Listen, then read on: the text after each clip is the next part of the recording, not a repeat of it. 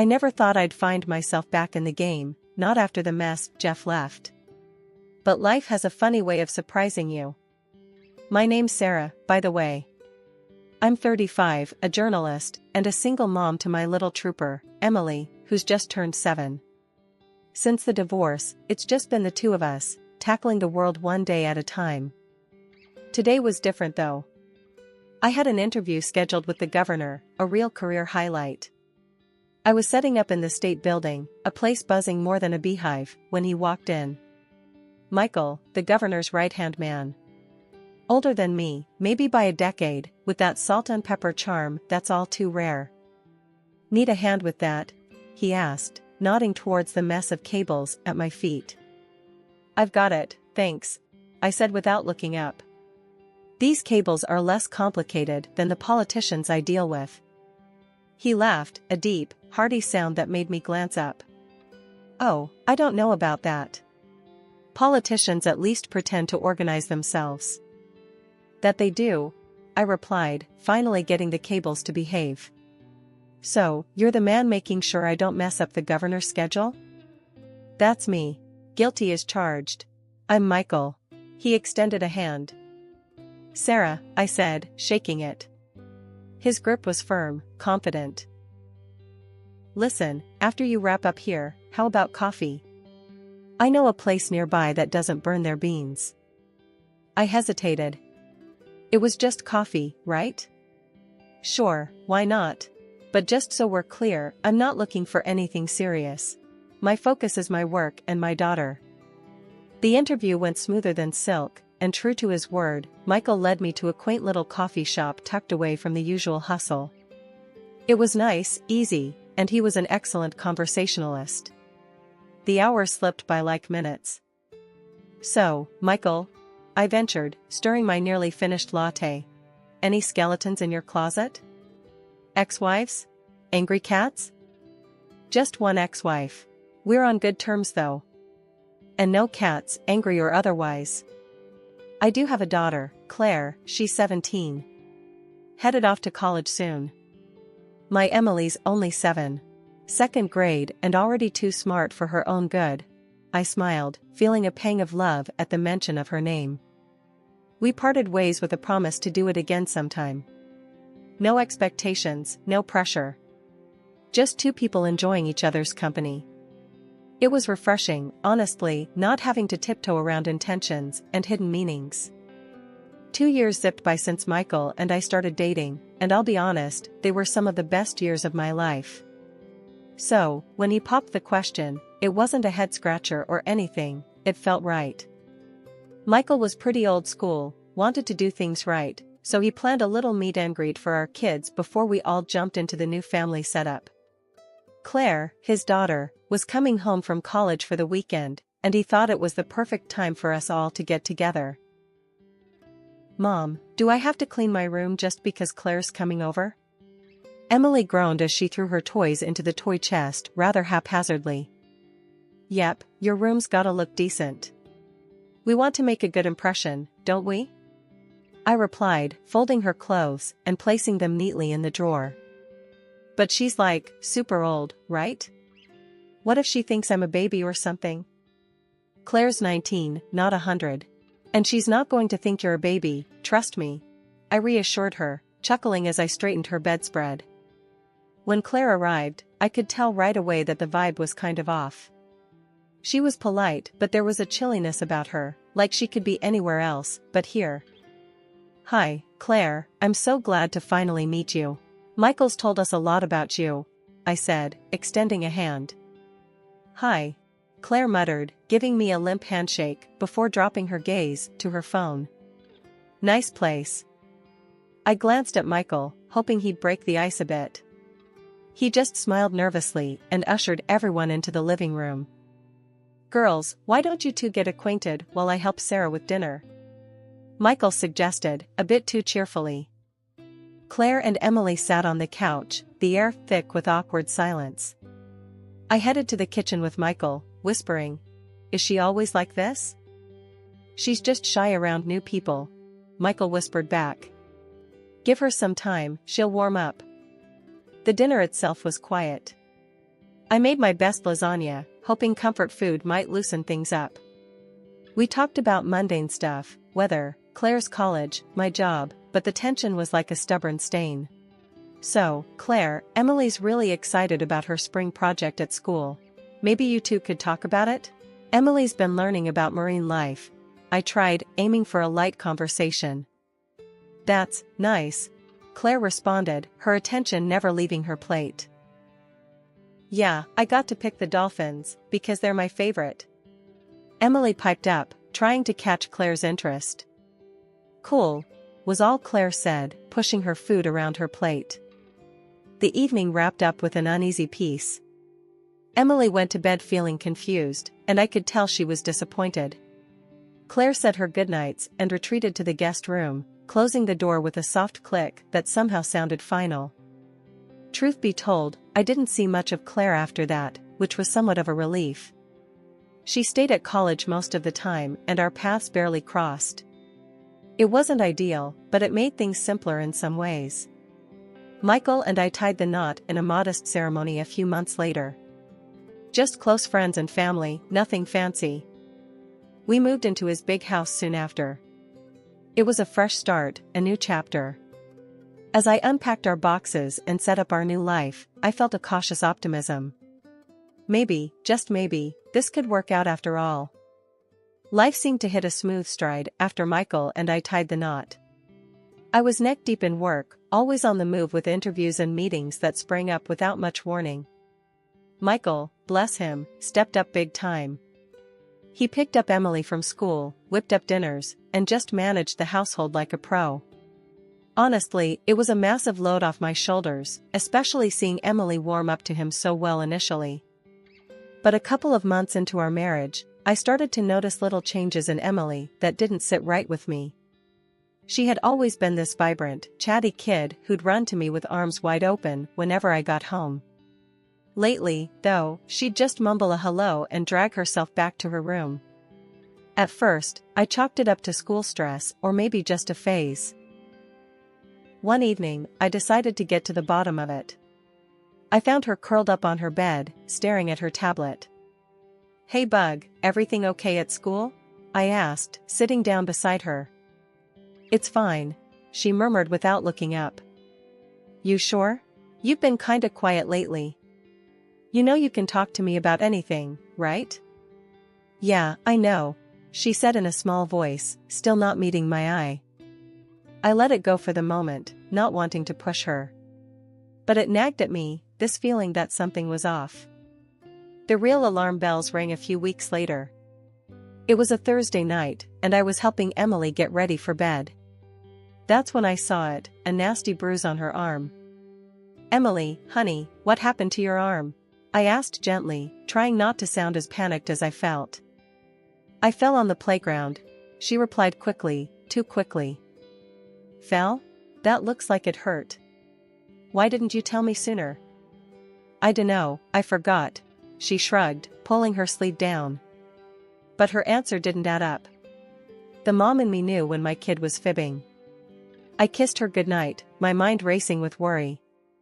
Something about her tone, the way she wouldn't look at me, it set off alarm bells in my head. I had a gut feeling that this wasn't just an accident. I thought maybe some kids at school were picking on her. The next morning, I made it my mission to get to the bottom of it. I dropped her off and went straight to speak with her teacher, Mrs. Jensen. "Mrs. Jensen, do you have a minute?" I asked as I caught her during a break. "Of course, Sarah, what's on your mind?" "It's about Emily. She's come home with a few bruises, and she seems different, quieter. Has she been having any trouble with other kids here? Maybe some bullying I should know about?" Mrs. Jensen looked genuinely surprised.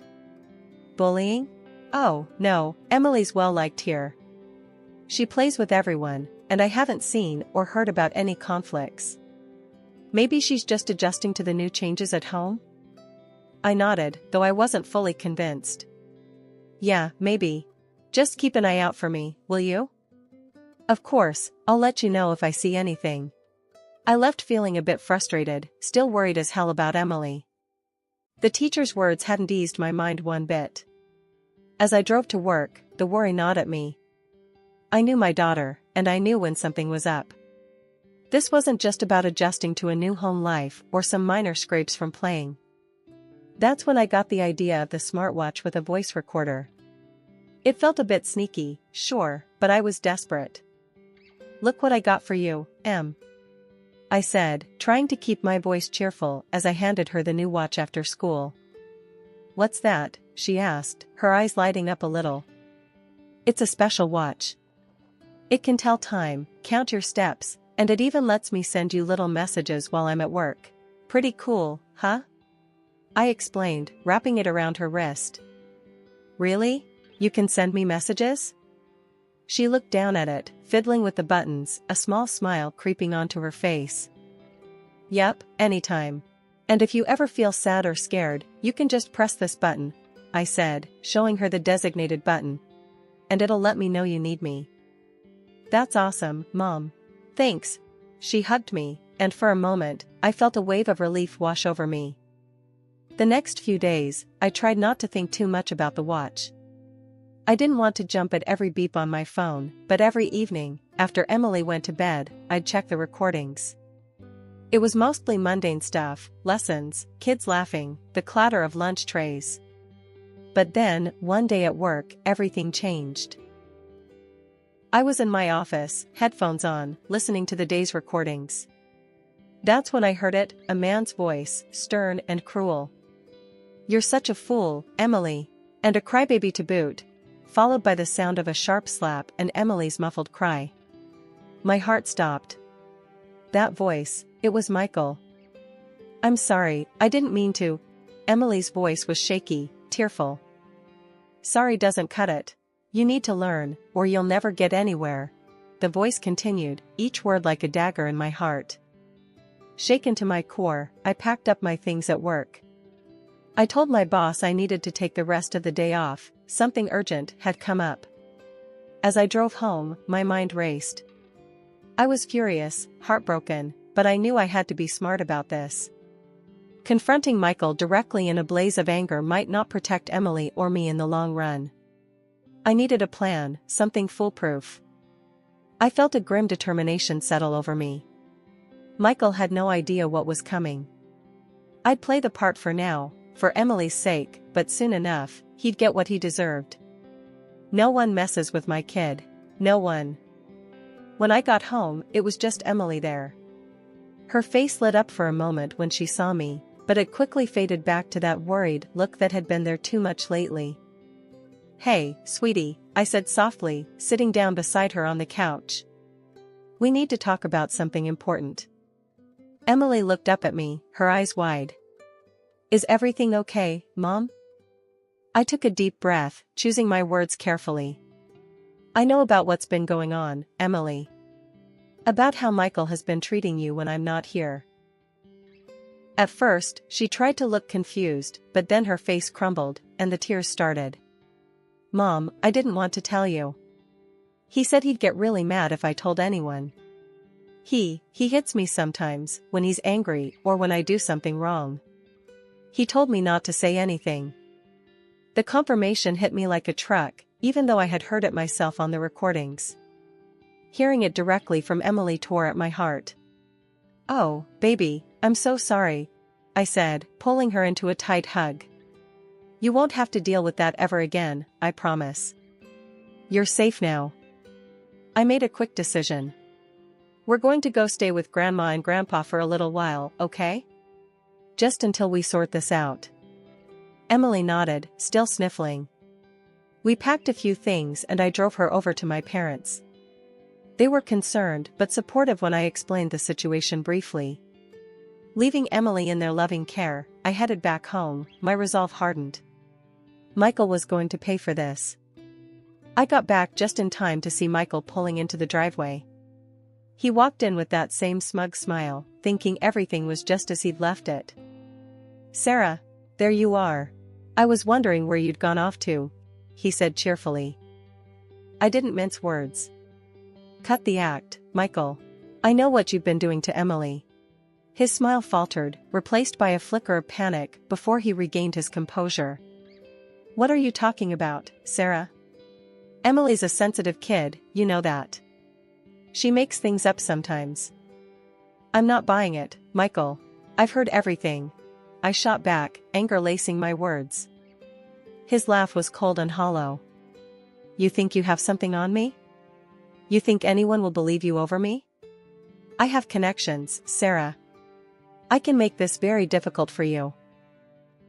That's when I pulled out my phone.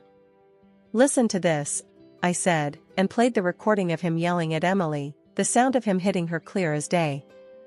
The color drained from his face as he listened, his eyes wide with fear when he realized what this meant. Sarah, please, I can make this right. I'm sorry, I didn't mean to. No, Michael. Sorry doesn't cut it. Not this time. I was unmoved by his pleas. I called the police. They're on their way. He fell to his knees, his earlier arrogance gone as he begged. Please, don't do this. I'll do anything. It's too late for that, I said firmly, just as I heard the sirens approaching. The police arrived quickly, and I explained the situation. They listened to the recording and took Michael into custody. As they led him away, his eyes met mine, full of fear and realization that his actions had caught up with him. Emily would be safe now, and that was all that mattered. No one would hurt my daughter again. No one. The aftermath of Michael's arrest was a whirlwind. I knew if we were going to nail this down in court, I needed every piece of evidence and every ally I could muster. My lawyer, Lisa, was a godsend during this. We sat down in her office, papers strewn about, strategizing our next move. Sarah, considering Michael's threats and his connections, it might be a good idea to bring this into the public eye. It could help curb some of the influence he thinks he has, Lisa suggested, tapping her pen against the notepad. I hesitated, the journalist in me wary of turning my personal life into a headline. But then, the fighter in me won over. Let's do it. I'll call Jenna at the morning show. If anyone can help get the word out, it's her. With that decided, I reached out to Jenna, an old colleague who hosted a popular women's show. She was shocked, but jumped at the chance to help. We scheduled an interview, and I laid it all out on live TV, the abuse, the recordings, Michael's threats. It was liberating and terrifying all at once. Just when I thought I'd exhausted my options, my phone rang. It was Jeff, my ex-husband, whom I hadn't spoken to in more serious terms since our divorce. Sarah, I just saw your interview. I can't believe what Emily's been through. How can I help? Jeff's voice was earnest, concerned. Thanks, Jeff. I didn't expect you to call, I admitted, surprised by his offer. He's threatening our daughter, Sarah. I want to help any way I can. Just tell me what you need. We met up to talk, and it was strangely comforting to have him on my side. We discussed legal strategies and how he could support Emily through this ordeal. As if the day wasn't full enough, another call came. This time, it was Claire, Michael's daughter from his previous marriage. Her voice trembled over the line. Sarah, I heard what you did this morning. I have something to tell you. My father, he was the same with me when I was younger. I have some old recordings and emails. I think they could help your case. My heart sank for her, but I was also filled with a fierce gratitude. Claire, thank you. I'm so sorry you went through that, but your evidence could make all the difference. With Claire's and my own collected evidence, I felt a renewed strength. We were building a formidable case against Michael, one he wouldn't be able to dismiss or charm his way out of. The courthouse was abuzz as the final day of the trial dawned. I felt a mix of nerves and resolve as I walked through those imposing doors, knowing that today would likely decide the course of our future.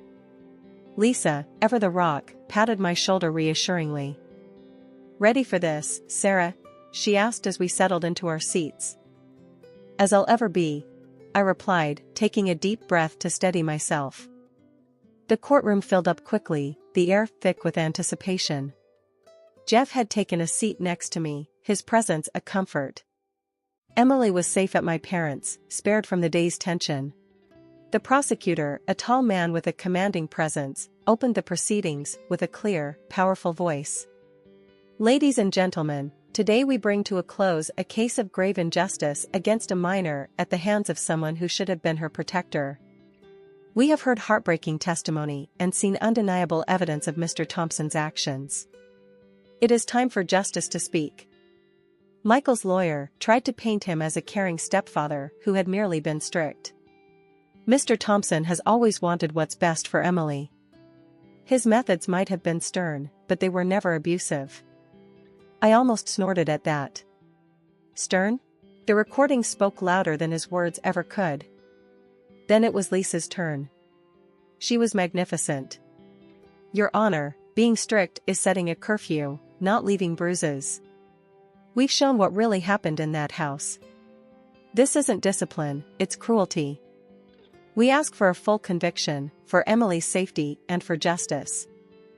The room was silent as the judge nodded, jotting down notes. Then, the moment came. Claire was called to the stand. She was visibly nervous, but determined as she recounted her own experiences, her testimony echoing mine and adding weight to the case against Michael. After closing arguments, the jury didn't take long. The foreman stood, his voice clear and steady. We, the jury, find the defendant, Mr. Michael Thompson, guilty of all charges. The judge thanked the jury and turned to sentencing. Given the severity of these crimes and the courage of the victims in coming forward, I am sentencing Mr. Thompson to the maximum allowable under the law. He is to have no contact with Emily or any other minors unsupervised for the duration of his sentence and subsequent parole. Michael's face was ashen as the bailiffs led him away. He glanced back at us once, but there was nothing left to say. Outside the courthouse, reporters swarmed, microphones thrust forward. I gave a brief statement, thanking the legal team and the community for their support. But mostly, I thanked Claire and Emily for their bravery. The day we moved into our new house was a fresh start, the sunlight pouring into wide, open spaces that promised new memories. Emily raced through each room, her laughter bouncing off the walls, filling the spaces with light and life. Look, Mom, can I have this room? It's got the best view of the yard. Emily called from upstairs. Sure thing, kiddo. I yelled back, smiling at her excitement. It felt good, really good, to see her like this again. As I unpacked a box in the kitchen, Jeff came in, holding a toolbox. He had been a surprising pillar of support, even after everything that had gone down. Need help setting up the shelves? He asked, a teasing smile on his face. Yeah, you know I'm hopeless with the drill, I replied, grateful not only for his help, but also for his presence. It made things feel normal, easier. As we worked together, fitting pieces into places just like old times, Jeff said, You know, I'm really proud of you, Sarah. You've been incredible through all of this. Once we got the shelves up, Emily bounded into the kitchen, her face alight with a mix of mischief and excitement. Mom, can we get a dog now? There's so much space outside, and I promise I'll take care of it. I laughed, the sound mingling with the warmth of the afternoon sun streaming through the windows. We'll see, Emily. Let's settle in first. Later that day, Claire came over. She had been visiting more often, each time staying a little longer, laughing a little louder. Today, she brought a housewarming gift, a beautiful set of wind chimes. These are lovely, Claire. Thank you, I said as I took them from her, touched by her thoughtfulness. I thought they'd sound nice out back, with the breeze and all, Claire replied, looking more comfortable here than she ever had before. Why don't you stay for dinner? I'm making spaghetti, nothing fancy, I offered, hoping she'd say yes. Sure, I'd love to, Claire answered with a genuine smile. It was the first of many meals we would share. Dinner was a noisy, joyful affair with Emily and Claire chatting about everything from school to movies. Jeff helped with the dishes afterwards, and we found ourselves lingering over coffee, talking about mundane things that felt extraordinarily comforting. As the evening wound down, I stepped outside to hang the wind chimes. The soft tones mingled with the rustling leaves, creating a melody that felt like a benediction. Standing there, I felt a peace I hadn't known in a long time. Jeff, Claire, Emily, and we were different pieces from different puzzles, but here, now, we fit together perfectly. The future was still unwritten, but for the first time in a long time, I was excited to see what it would bring.